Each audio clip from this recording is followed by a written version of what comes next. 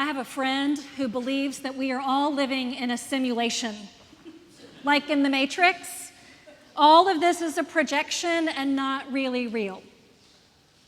I don't believe that.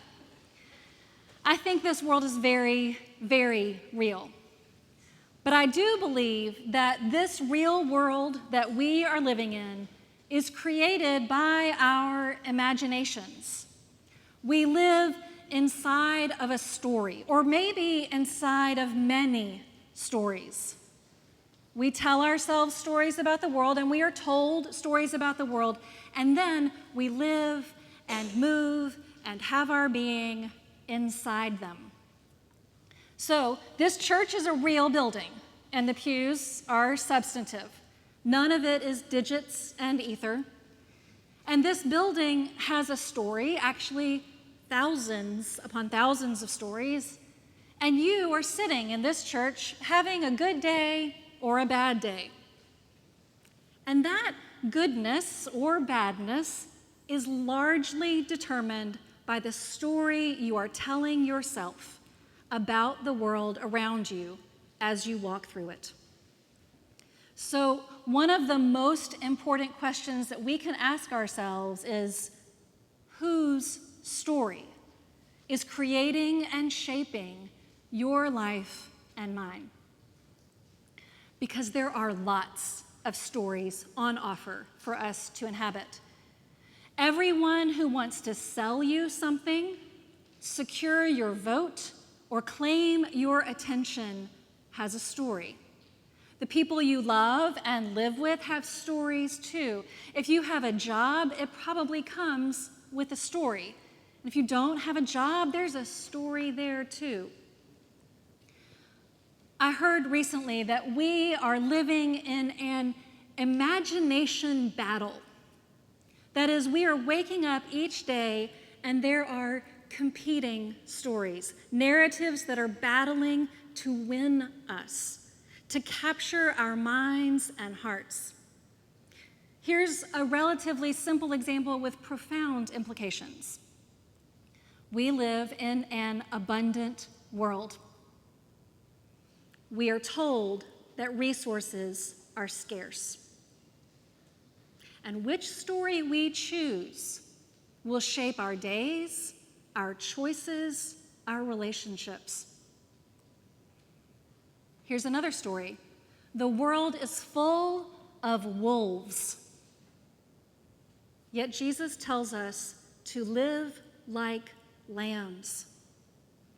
Notice he's not at all denying that there is danger and deceit. But when he sends his friends and followers out into that world, he wants them to imagine that they move through the world as lambs. This means that their days, their choices, their relationships will be different. See, their days will be spent traveling from town to town. But even though the world through which they are traveling is undoubtedly treacherous, he does not tell them to armor up. He specifically instructs them to shed excess protections, to live more vulnerably. He gives them the power of a story to tell and to live in, that this house is full of peace, that there is enough to eat and drink.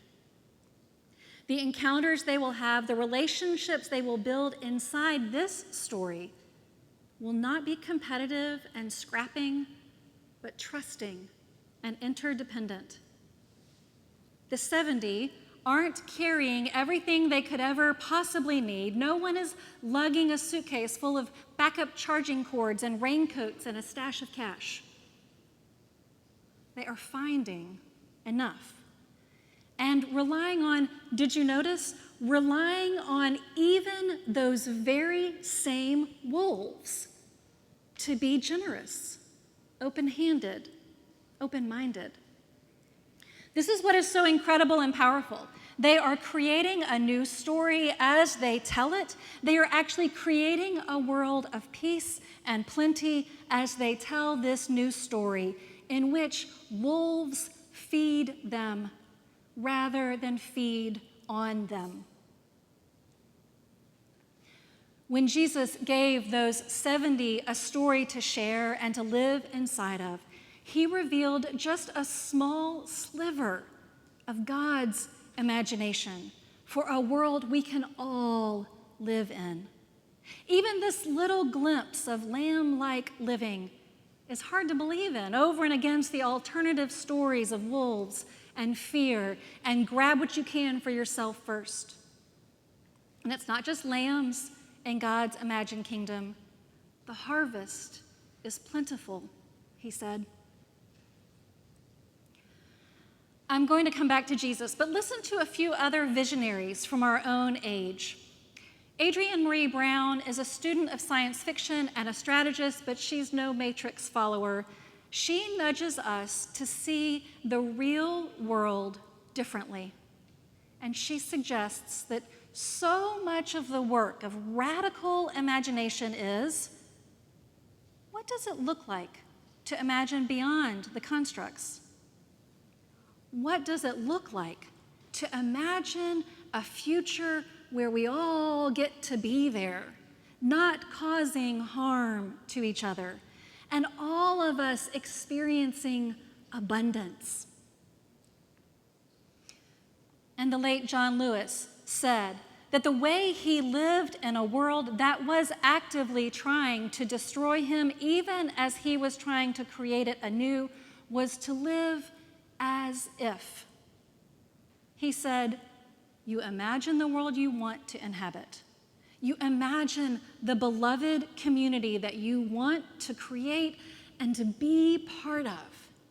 And you live as if that is the reality. And you just have to walk around.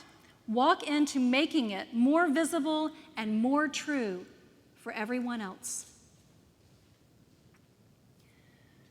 When Jesus sent these 70 friends out in pairs, he didn't just give them a map and some housing suggestions. He gave them a story to tell. The kingdom of God has come near to you. They were to tell anyone who would listen that the kingdom of God has come very near. And he gave them a story not just to tell, but to believe in themselves, so that while they traveled, they were to live as if the kingdom of God is at hand. Their mission was to make God's kingdom more visible and more true for themselves and everyone they met. They were told to say to the people of every town, the kingdom of God is here. And they were themselves to live in that very kingdom like lambs, interdependent, faithful, trusting. And of course you noticed, right, that the kingdom comes near whether or not the 70 are welcomed or shown much hospitality. It's the same message, the same story being told about the very presence of God, whether or not the people of that town choose to believe in that story about that wild and precious kingdom. The story remains beautifully consistent, and the story is offered to everyone, whether they accept it or not. You see, the imagination battle has been going on for a long time, since way before ad wars and glowing screens. And it's such a hard-fought battle that even the message of Jesus can't always penetrate the hearts and souls of the people who hear it. And so, yes, then we shake the dust off. But see that the beautiful story is still offered and repeated over and over again. Yet know this: the kingdom of God is here, even for those with closed doors and seemingly closed hearts. And it's just so striking to me that even when this story was carried into the midst of wolves, and even when some of them clearly didn't buy it, some of those wolfish types did. and they were changed by the story. And they offered their lupine hospitality to the lambs. The kingdom of God is here.